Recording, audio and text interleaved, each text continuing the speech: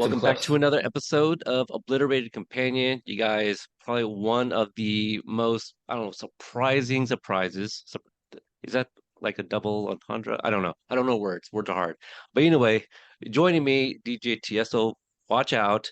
David Guetta, hide your mom. Okay, we got DJ Candycorn in the booth today. How you doing at Actually, Hershman? I don't think we need to hide David Guetta's mom. I hear she's lovely. I'm sure she's a very fine woman. Yeah. Um, but Adam, hey, thank you so much for giving me the opportunity, man. I want to pick your brain. I don't know if Okay, anyone's done great. that Let's yet. go. Let's No go. one has. No, Okay. no one's asked. So, Obliterated has it's I want to say it's kind of more for a mature audience, right? So for the younger people that watch this show, probably, like some of your work may be a blind spot for them. So I kind of want to shed a little light to those that are unfamiliar with some of your work. You have worked with Titans, right? I mean, so many comedies. Accepted, is a huge one. So many people in that one. I don't know what happened between you and Blake. She's with this other dude now, you know.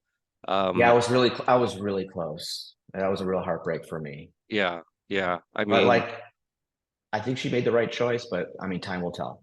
time will tell indeed. And then Soul Men with freaking Samuel L. Jackson Mhm. and the late Bernie Mac, the late great Bernie Mac. Some of these people you have worked with, like, do you remember any moments where like they gave you some advice or like some sort of direction that really helped you out early on? That's a great question. So I'll start with Accepted. Accepted was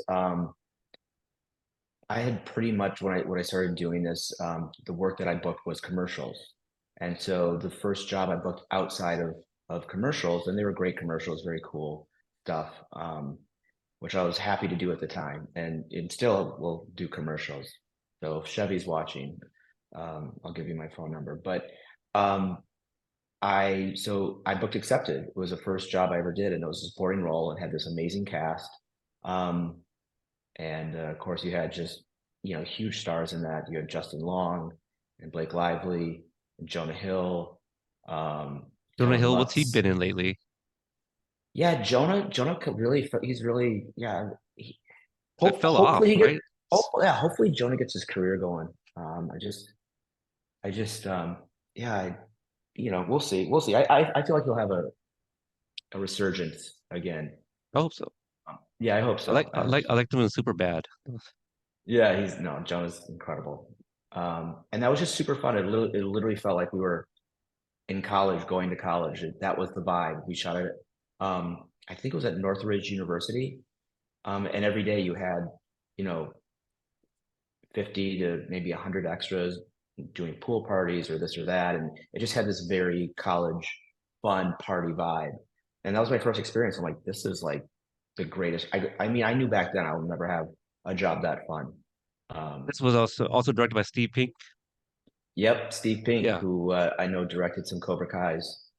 he Um, did. He also did the first Hot Tub Time Machine, yep, he which did the also first had Hot Tub. Diora Baird, who was also in Yep, Acceptance, and Cobra yep. Kai, for the That's fans right.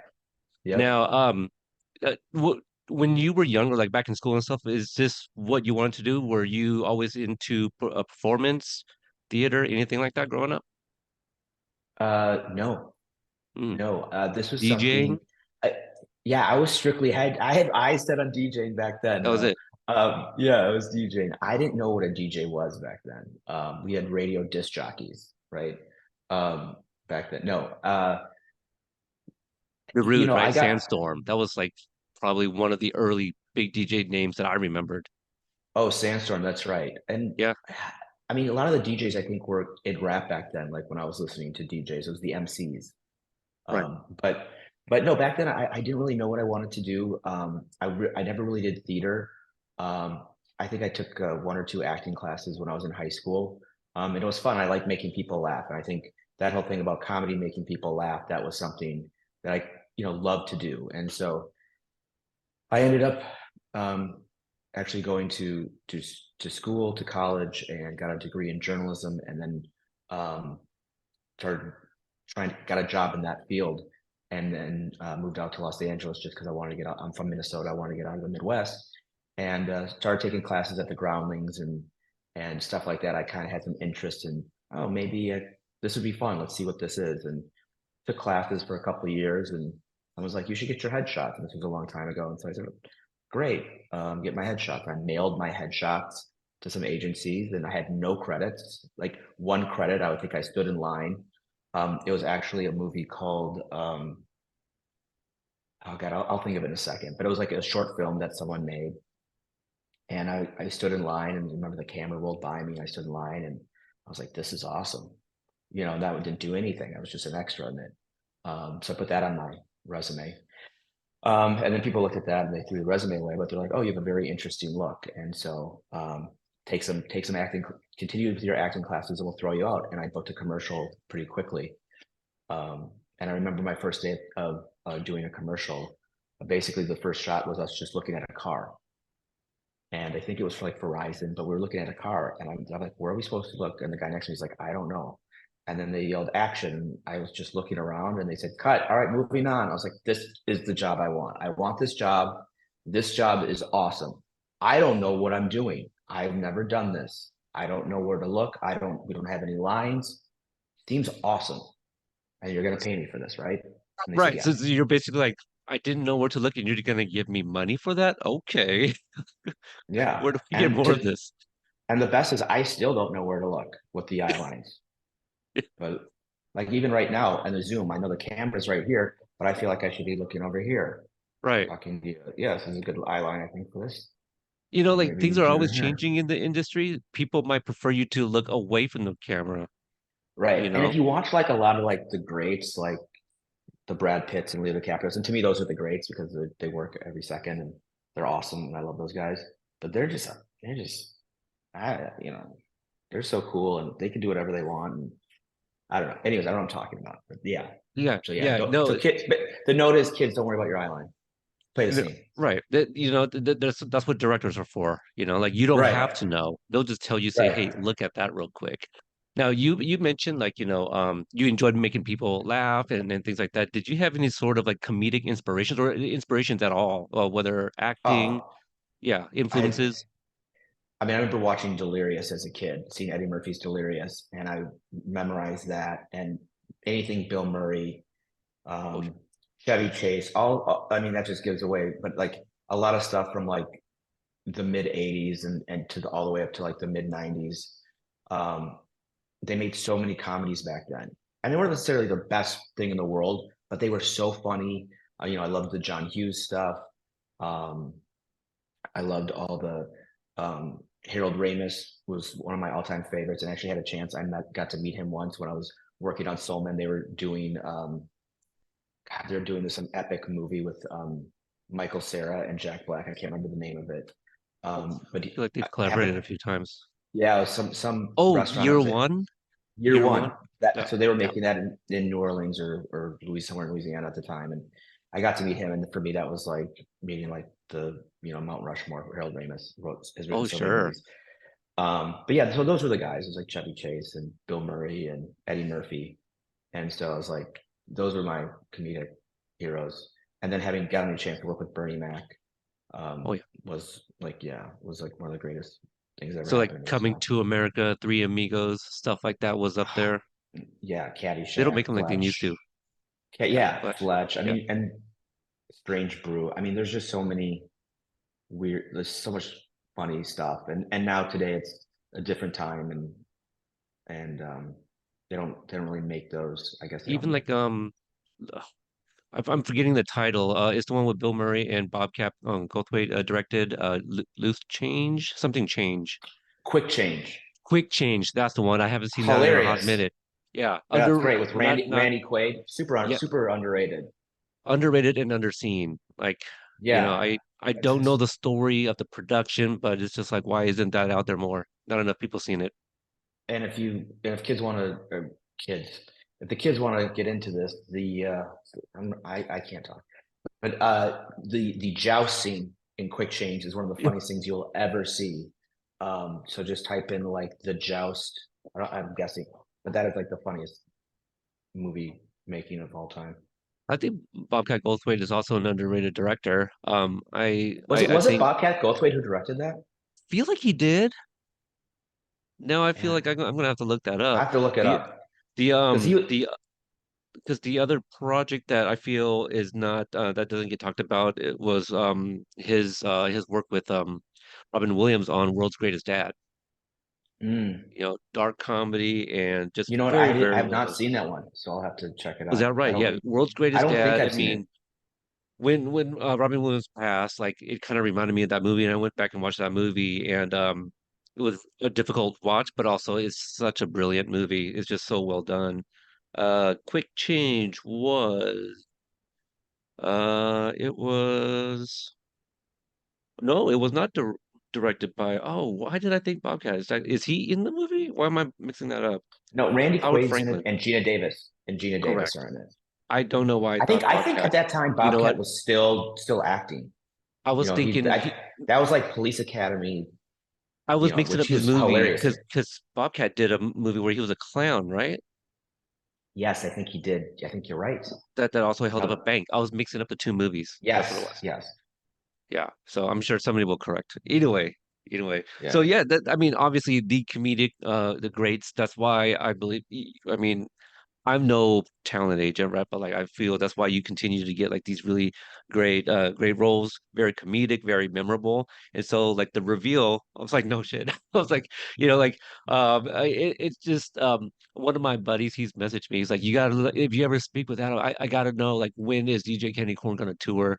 I was like, hey man, that's gonna be one of the questions I asked. Like we gotta get some DJ Candycorn. Well,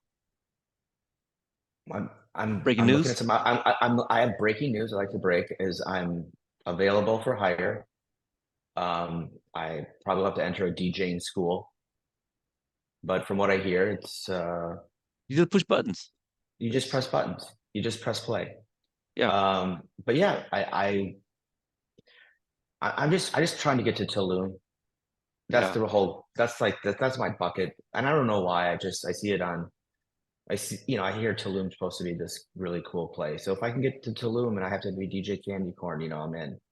Yeah, if you need So somebody to open up for you, rock the mic a little bit to kind of hype up the crowd, I may be available. We'll yeah, see. We'll see. yeah, we could definitely go on tour. I mean, even if we just did domestically, we could hit Tulsa and then Yeah. head on over to Kansas City and then back up to Buffalo and do like a Madison, you maybe stop by Madison. Madison would be a great That might be a big location. one for us, Yeah, it you might be know. too big, might be too fast to go to Madison. I don't know if I mean it just might be too much. Okay, so that's a little I mean, over. it Okay, so might break. I don't know if we're w- ready for we got to Madison. work up to it. We got to wake up for. Okay, Yeah, we got to I got it. work up to Madison. I got it. Now you had a bit part in Harold and Kumar go to Guantanamo Bay and Hmm. also Hot Tub Time Machine 2, Yes, involved with John, Josh, and Hayden. yes, So is there like a relationship there? I'm assuming maybe those previous work and with Steve Pink landed you on Obliterated? yeah. So I've known I've known John and Hayden and Josh, known all three of those guys for a long time, and so uh, you know, we have mutual friend. We had initially met through mutual friends, and we've just been friends for a long time. And so um, when they, when they had so not like cool of them that they asked me to, like accepted and some of my work, and so they had asked me to be in some of their projects, and this was the same situation on this one when they came with DJ Candycorn. They're like, oh, we have this great character we think you would do a great job with. Would you, would love to have you, and of course, those guys are so funny and they put together such great stories and work, and they always have such heart in their work, and they're so funny, and yeah, of course I jumped at it. Absolutely. When they have somebody in mind, they often get that person. Like Paul Walter Hauser was a blind spot for me, and when he showed up as Stingray, you So know, good. that's all they ever talked about. Like that's the guy we wanted for Stingray, and so yeah, just amazing, and Yeah, so it was perfect. Yeah. yeah. And what's so great about Obliterated is this cast, a lot of people is their first. time being a series regular, and you could just see like it was just so fun to see, and they crushed. I mean, the cast just crushed the show. I thought they did It's a a great reason. job. The casting was so good. It really was, and there's a reason that it's been like top three, five for like the past week-ish, right? That it's been Yeah. out. What Yeah. have like maybe some of your interactions with whether friends and family seeing you, or even like fans reaching out, like, hey, I remember you from this thing, and I just saw you in this. In what regard? Like just it just Just like through the.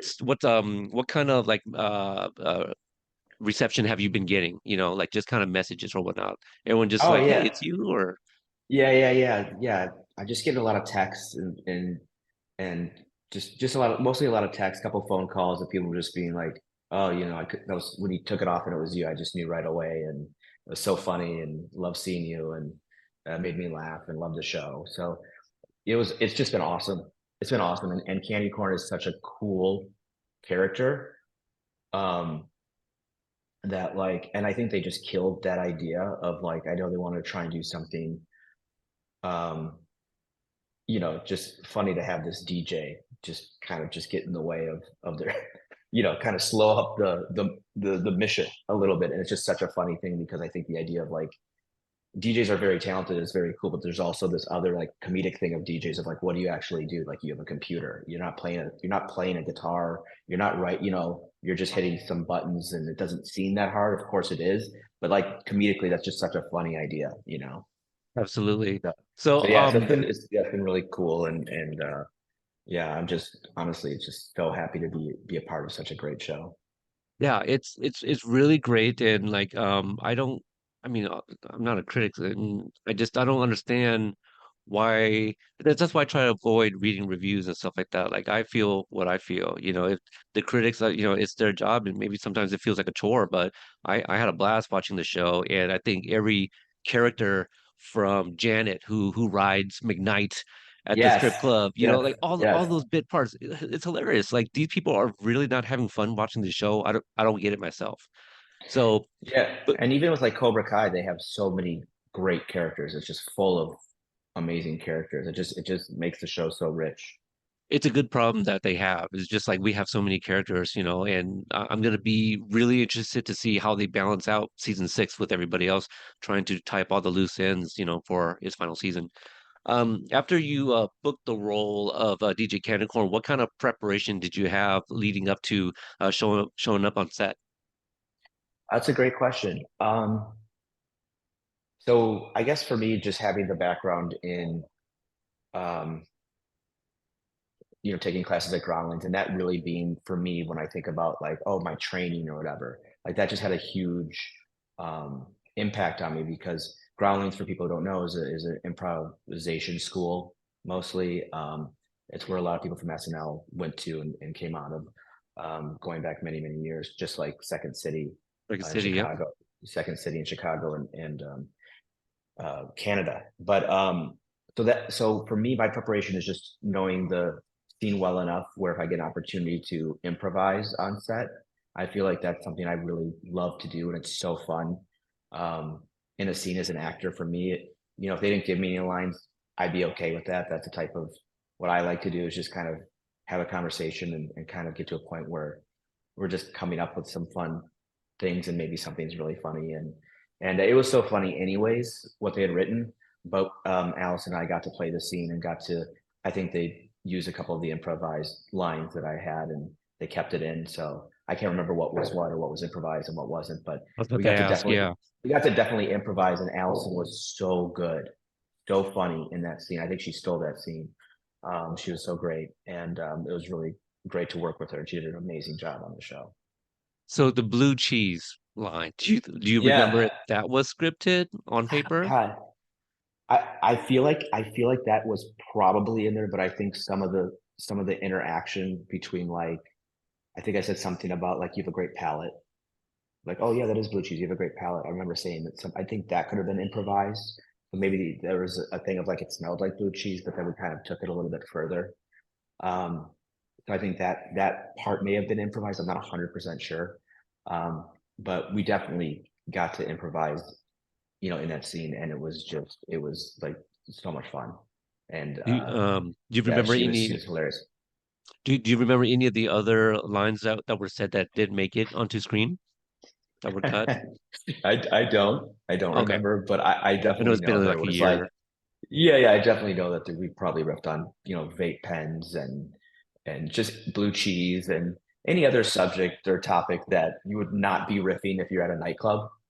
Pretty much, Right. if Yeah, you're if yeah. you're this you're such a DJ Candycorn's like such a great DJ, right? They set him up.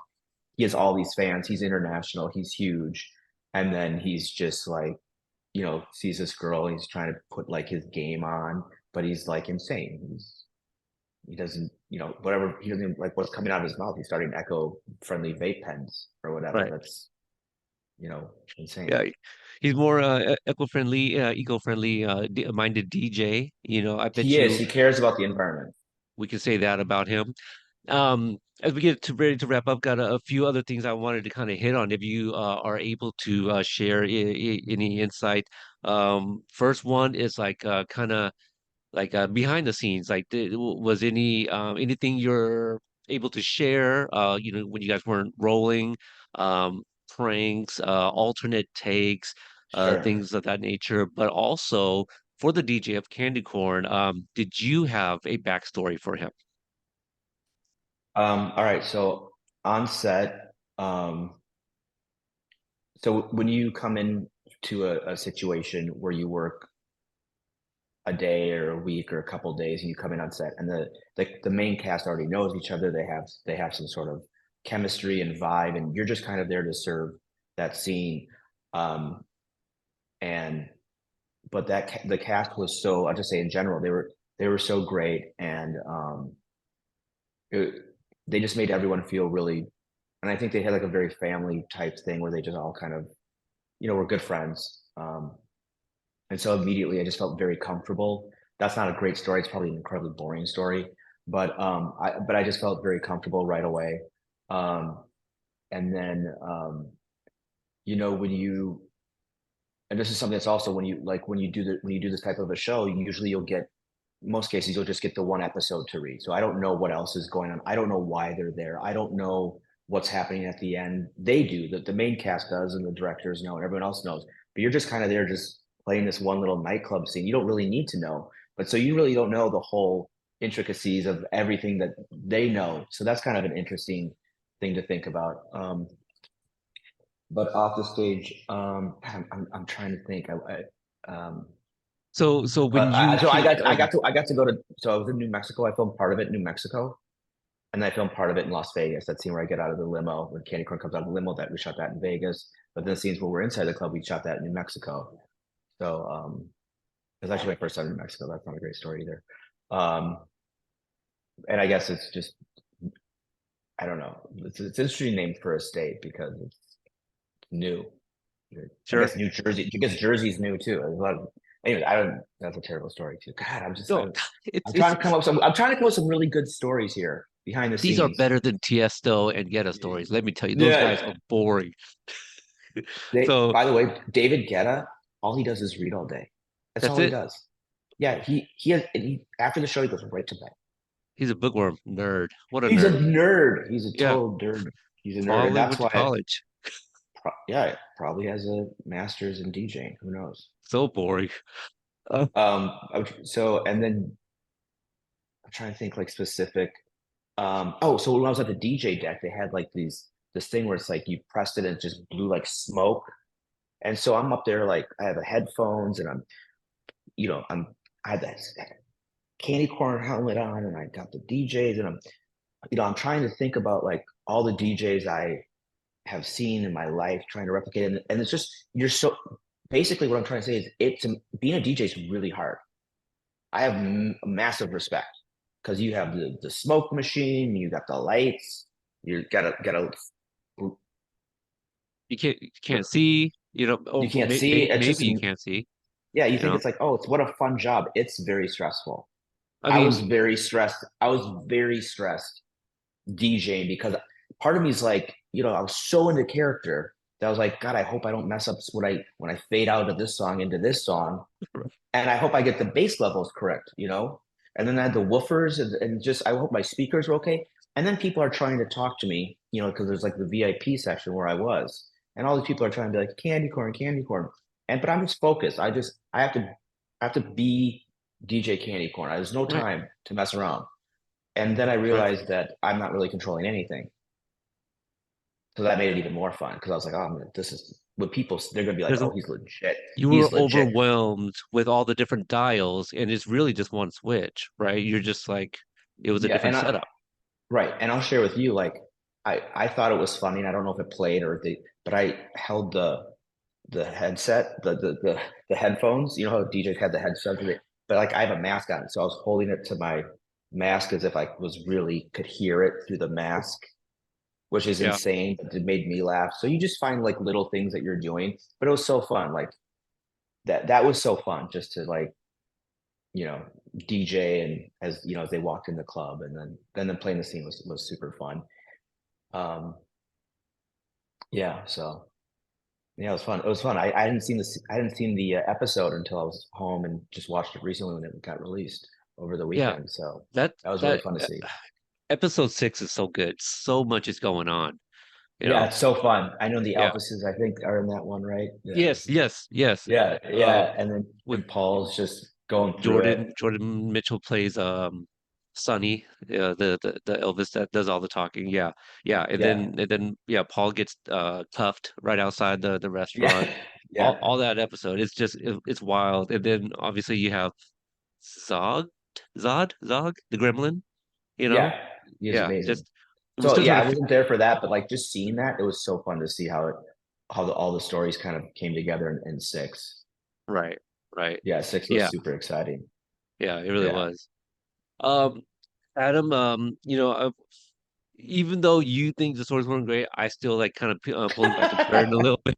You No, know, no, I I think I'm sure the minute this goes off, I'm gonna be like, oh my God, that story when I was with yeah, yeah. Shelly, Allison, and Kimmy, and it was just us at this nightclub. How did I forget to tell that story? How did I forget to tell, how You did, want no, that didn't happen. But I'm just saying, like, that would be the type of story where I'll just be like, oh my God, when we got so drunk and we was just hanging out with the cast, and then this happened, and then yeah, then Marshmallow walked in and he was like, "What's up, Candy Corn?" I'm like, "Oh, I didn't share that story." right? Yeah, no. And you were like, "Hey, fuck you. This is me. Get out of here." Right? Yeah, exactly, Yeah, exactly. DJ Candycorn up in here. Get out. Yeah, seriously, seriously. And John Hayden and Josh were just like, we'd love to see we hope Candy Corn just like blows up and you start getting DJ jobs. And I'm just like, that would be amazing. And I'd have to Like learn I how to said, I DJ. literally have a message from somebody asking, like, if you find out if he's touring, let me know. Well, You know, I so listen, if people want to bring me in, I'm happy to do it. Um, actually, did did I Frank actually give feel like you the candy corn? Did you no, take it home? no, no, no, no, no. Oh, That's probably going to the Smithsonian. I heard. I think so. I Or think maybe I one think of the that boxes from Hot Tub Time Machine. You know, uh, right, right. They're gonna keep it for like, when the aliens land, they'll open up the box of like, what was Earth what like? was And they'll be like, Earth oh, like? DJ Candy Corn, Yeah, oh, Obliterated. So they're exactly. go- I think, that's probably where I heard it's gonna go in one of those yeah. time capsules. But if not, I hope to get one or I don't think you can. That'd be a great also Halloween costume. I don't look, there's a Sick Kick who's a DJ. There's a lot of DJs who are doing like Instagram stories or posts rather with their equipment. I don't see why we couldn't get a DJ Candy Corn post every now and then. I would love it. Just updates with you. Yeah, Yeah. yeah. Hang out with Zed and Yeah. Skrillex. There you go. Skrillex is I I would think love to meet Aoki. Skrillex. Yeah. He seems Yeah. pretty. Oh, Aoki. Yeah, Yeah. He's I, probably waiting for your call. You got the profile picture ready. We just need some wait. content. He's waiting for my call. He might be. Hold on. He's totally not doing anything else right now. There it is. Get the call. Hey, can you get me Steve Aoki, please? You put him on hold. That's the baller move right there. Yeah, right. You call and you say you hold for me. Dude, and I brought a prop to this. Who Yeah, else? see? What other cast members are bringing props? I Nobody. guess it's not a prop, but I had Yeah, a coffee cup. There's nothing in here. yeah. Me too. I saw you grab your cup. I was like, Mm. mine's empty. Let me just try. I was just trying to follow the lead. Wow, that coffee's good, everybody. Yeah. So Adam, if you welcome the interaction, if people want to check out, any upcoming, you know, music posts or whatever, where can they find you at? They can find me on my Instagram at Adam Hershman. I also think I have a X account. Is that what it's called now? The old Twitter. X, you got Uh, OnlyFans? um, I'm working on it. Okay, okay. We I'm can working totally on pimp that out. OnlyFans. I'm trying to. Yeah, I just have to. I don't even know what that is, but You're too yeah, I'm gonna. publicized, like because Yeah, I it's don't. supposed to Yeah, be for like, like a Joe Schmo, and you're clearly not that, and so you yeah, might be too yeah. big, too high But like I said, profile. you can find me in Paris, Berlin, just the DJ scene. Nepal. Um, and then you can find me DJing at probably a Have you been to Chili's. Bangkok yet? We need you in Bangkok. I've not been to Bangkok, um, but I'm I have some miles, Add it to the so list. Yeah, yeah, throw that on the list for sure. absolutely. Yeah, yeah. And yeah, they can. Yeah, I mean, yeah, I'm. So yeah, Adam Hirschman if they want to find me, or at your nearest Kroger's.